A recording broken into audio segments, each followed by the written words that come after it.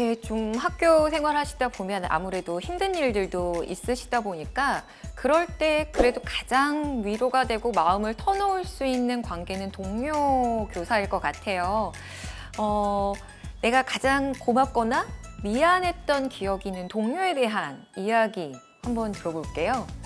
저는 지금 초임 교사고 신규 교사로 지내고 있다 보니까 아무래도 특히 첫 해에는 진짜 아무것도 모르잖아요. 그래서 저도 진짜 엄청나게 많은 것들을 물어봤거든요. 근데 참 감사하게도 어찌 보면 저희 학교가 기피학교이기 때문이긴 한데 그 저랑 비슷한 또래 하지만 저보다 한 1, 2년 정도 먼저 학교에 와 있었던 선생님이 되게 많이 계셨어요.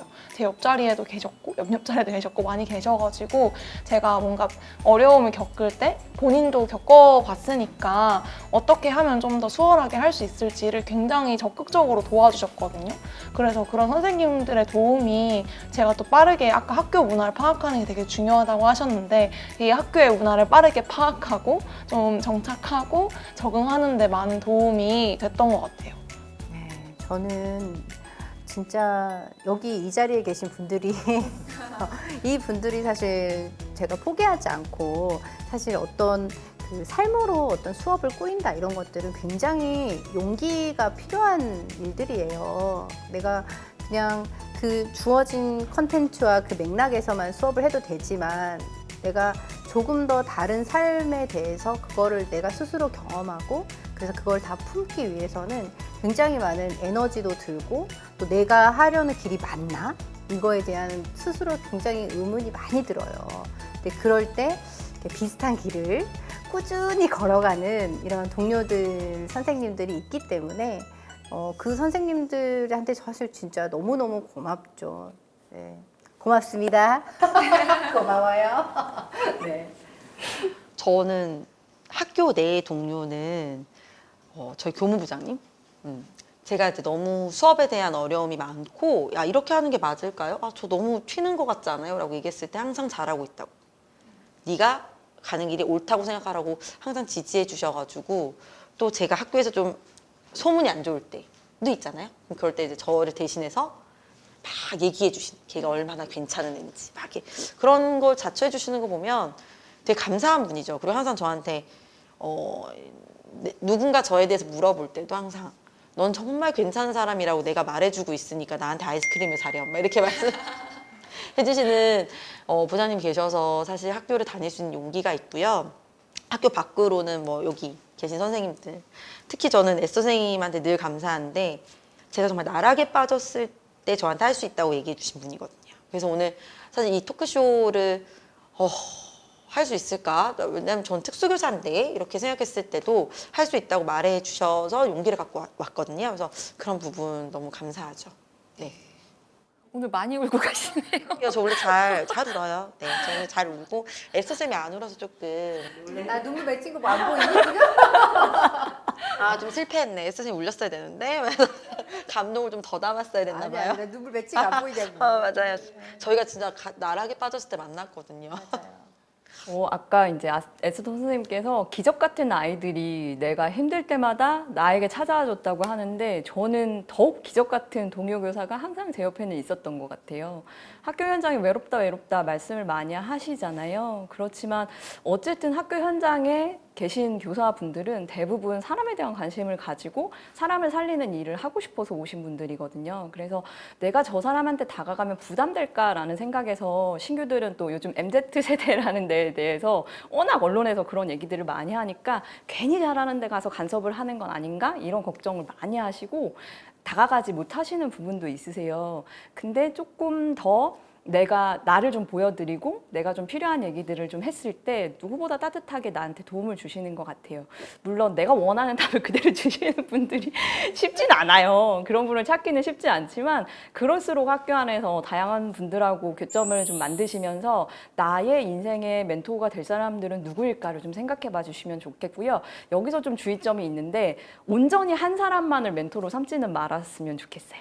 사람이라는 건 굉장히 다양한 면이 있어서 이분에게 배울 점은 뭐 수업 지도라든지 이런 부분, 생활 지도인 부분, 아니면 내가 가정을 꾸려가는 어떤 나의 인상적인 부분 굉장히 다양할 수 있거든요. 그래서 내가 다양한 사람에게 다양한 지점을 좀 익혀서 내 몸에 장착을 하면 훨씬 학교 생활이 풍성할 수 있거든요. 그래서 많은 분들을 만나는 기회를 오히려 가지실 수 있으면 좋겠습니다. 네. 오늘 선생님들과 이렇게 이야기 나누다 보니까요. 교사와 학생의 관계는 활과 화살이 아닐까 생각을 해봅니다.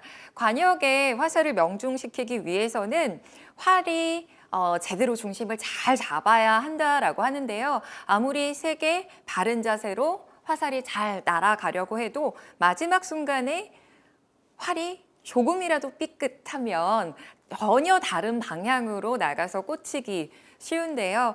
우리 선생님들께서 이렇게 단단하게 중심을 잘 지켜주고 계시기 때문에 아이들도 잘 커가고 있는 것이라는 생각을 다시 한번 하게 됐습니다.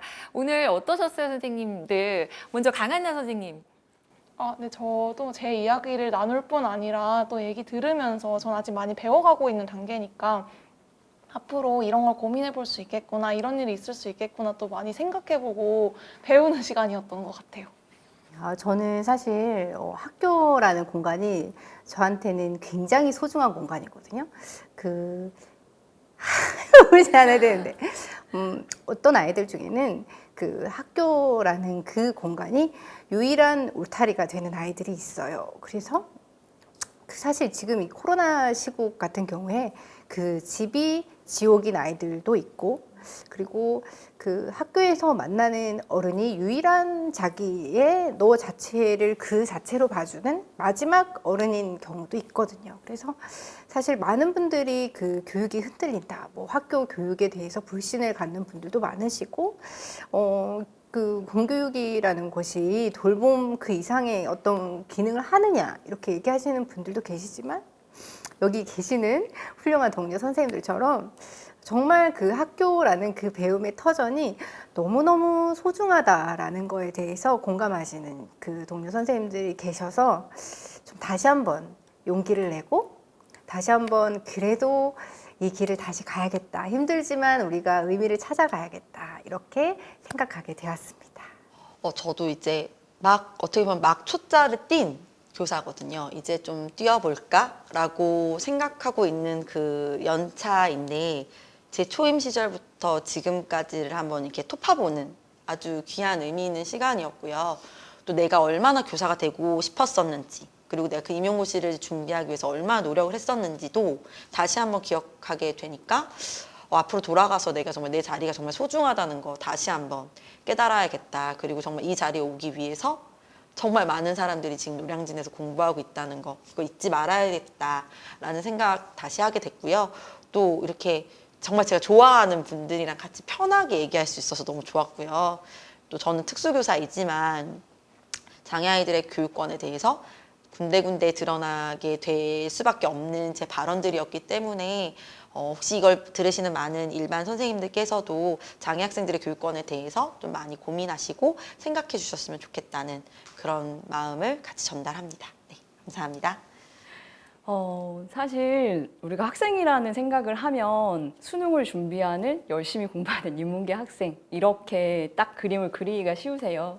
근데 저는 막상 학교에 갔더니 그 그림이 아닌 아이들이 더 많은 것을 알게 됐었고요. 또 가족이다라고 하면 엄마, 아빠, 아이들 해서 4인 가족 기준으로 생각을 하기 쉬운데, 막상 또 학교에 갔더니 세상엔 굉장히 많은 종류의 가족들이 있다는 것도 알게 됐거든요. 어쩜 저는 교사가 되지 않았다면 지금보다 덜 똑똑한 사람이었을 것 같고 지금보다 더 못된 사람이었을 것 같다는 생각을 자주 합니다. 지금 카메라 이 안에서 저희를 보고 있는 선생님들께서 열심히 공부 중이실 거고 곧 학교로 돌아오실 건데요. 저는 이렇게 학교라는 공간이 나에게 많은 배움을 주고 있고 나에게 다양한 경험들을 하고 있다는 사실 통해서 정말 너무너무 감사하고 행복한 공간이라고 생각을 하고 있거든요. 제도가 좀 그러니까 워낙 자리가 좁아서 많은 분들이 못 들어오신다는 거 알지만 그래도 그 안에서 열심히 하시는 분들은 저와 함께 학교 현장을 바꿔가면서 함께 공부하고 함께 아이들하고 호흡할 수 있으실 거예요. 그래서 새로운 분들이 어떤 분들이 오시게 될까 너무너무 기대가 되고 학교 현장에서 만나게 되면 이런 거 방송 봤다고 반갑게 얘기해 주시면 제가 커피 막 쏴드릴 거거든요. 그렇게 만날 수 있다. 나 저 사람 만나러 학교 가겠다. 이런 생각이라도 조금 하시면서 공부에 힘겨운 거 툴툴 털어보실 수 있으면 좋겠습니다. 네. 네, 중고등학교 시절은요, 우리 아이들이 가장 많이 웃고 울고 화도 내고 그러면서 진로에 대한 고민, 입시에 대한 고민들 너무나 많은 고민에 치여 있을 시기거든요. 그런 그 아주 중요하고 예민한 시기에 우리 아이들 곁에서 든든한 백이 되어주시는 전국에 계신 중고등학교 선생님들께 감사합니다. 그리고 존경합니다라는 네, 그런 인사를 진심으로 저도 예비 학부모의 한 사람으로서 전하고 싶습니다. 저는 특히나 우리 선생님들께서 교사라는 그냥 단순한 직업이 아니라 정말 나의 운명으로 나의 인생의 일부로서 우리 아이들과 함께 해주신다라는 것이 너무나 듣는 내내 감동이고 네, 제가 중립을 지켜야 하기 때문에 눈물을 흘리지 못하고 꾹 이렇게 참았지만 굉장히 감동적인 순간순간들이었어요. 저는 초중고 모든 선생님들을 부를 때 뭐 교사, 선생님 이런 직업군을 부르는 명칭이 있긴 하지만 쌤이라는 그 한마디가 너무너무 좋더라고요. 정감 있고. 오늘도 고생하고 계시는 전국의 중고등학교 쌤 여러분들 응원합니다. 네, 저는 다음 편에서 또 뵙겠습니다. 감사합니다.